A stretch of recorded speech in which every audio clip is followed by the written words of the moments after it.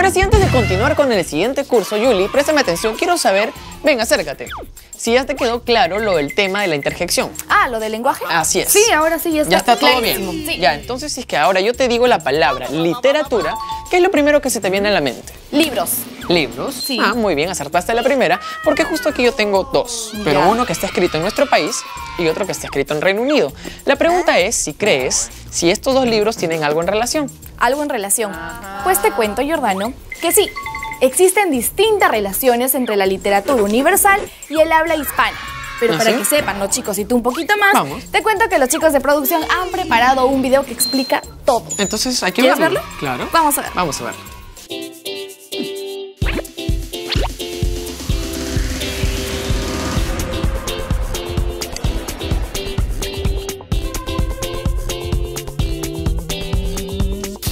No tienes que ser un genio para haberte dado cuenta que si bien en Hispanoamérica tenemos costumbres, idiomas o estilos de vida distintos al de otras partes del mundo, sí que compartimos algunas características. Por ejemplo, todos disfrutamos comer una rica pizza, ver una película de acción o leer un libro. Precisamente de esto último es de lo que hablaremos a continuación. Pero no podemos estudiar y comparar toda la literatura que se ha creado en Hispanoamérica y el resto del mundo desde que nació el primer escritor de la Tierra. Así que luego de un sorteo, hemos elegido enfocarnos en un siglo del que hemos estado hablando hace poco, el siglo XIX, porque obvio es uno de los más chéveres. Así que vamos a conocerlo mejor en cuanto a literatura se refiere. Elaboramos un súper resumen sobre la literatura de esta época para entenderla facilito. Así que atento a estos 5 puntos importantes de la literatura hispanoamérica y universal del siglo XIX, que son nada más y nada menos que los orígenes del romanticismo, los poetas más importantes de Inglaterra, el lirismo español, el lirismo peruano y la narrativa realista. Comenzamos hablando de nuestro primer punto del día, el romanticismo y su origen. No, Cupido, no queremos contar tu biografía, así que chao, porque es el turno de hablar de cómo surgió esta corriente literaria que no nació precisamente en el siglo XIX, sino uno antes, pero siguió siendo recontra popular en el siglo XIX porque había un grupo de autores que aún apostaban por las características de esta corriente literaria. La originalidad, la libertad en la vida y el arte, o sea, eran los hippies de la época. Antes de terminar con el origen del romanticismo, te doy 2 datos imperdibles sobre sus autores. Dato archimega imperdible número 1.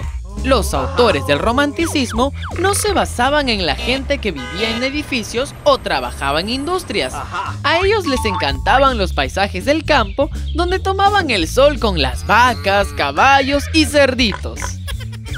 Dato archimega imperdible número 2. Ellos sí que se tomaron al pie de la letra lo de la libertad del arte, porque crearon su propio lenguaje, lleno de sentimientos. Ahora hablemos del siguiente nivel de la literatura hispanoamericana y universal del siglo XIX.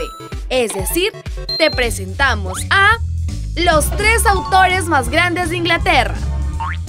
Obvio, del siglo XIX. Ellos fueron Lord Byron, Percy Shelley y John Keats. Yo, Lord Byron, me hice bien conocido por mis poemas románticos. Uno de ellos es El Corsario. Estoy seguro de que si hubiese existido YouTube en esa época, ya se hubiera vuelto viral un video mío recitando esa composición. Pero él no fue el único capo en la literatura de la época, porque Percy Shelley y John Keats también eran recontra chéveres. El primero de ellos era bien melancólico, sobre todo cuando hablaba de la fe en la humanidad.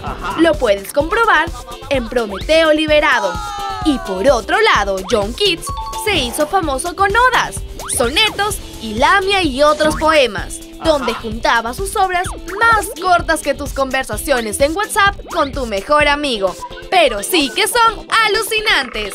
Ahora hablaré del tercer punto de la literatura del siglo XIX, el lirismo español. Aquí el trome es José de Espronceda, con su obra Canción del Pirata, donde el protagonista vive al margen de la sociedad. Se parece bastante a mi obra El Corsario. Seguro era mi fan. Ahora Ahora sigamos hablando del lirismo, pero en un país que nos encanta, nuestro Perú. En el lirismo peruano aparecen estos dos señores, capos con la pluma, Luis Benjamín Cisneros y Carlos Augusto Salaverry.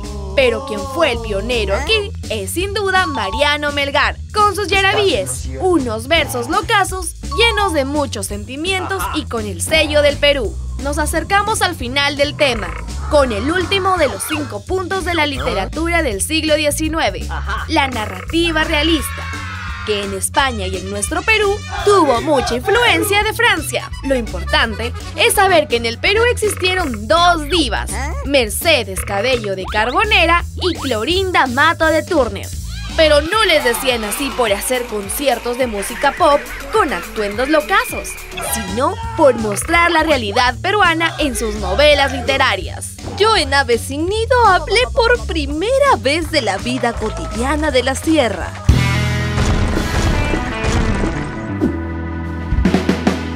Hola chicos, hoy también estoy con ustedes para traerles una pregunta que nos ayudará a reforzar el tema, la literatura hispanoamericana y universal del siglo XIX. Vamos con ella. ¿Qué corriente literaria creía en el arte libre? A. Realismo. B. Modernismo. C. Romanticismo. Ya. Creo que tú también piensas lo mismo que yo.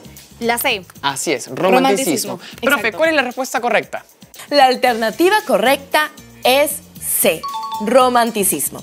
El romanticismo creó su propio lenguaje lleno de sentimientos y subjetividad. En realidad es la primera respuesta que acertamos en todo el programa, ¿eh? De hecho, Jordano, yo me sabía todas las anteriores. Tú te sabías todas. Falta una pregunta más, espero que también la sepas. Así que vamos a continuar con el siguiente curso. ¿Cuál ¿Qué curso es? Razonamiento verbal.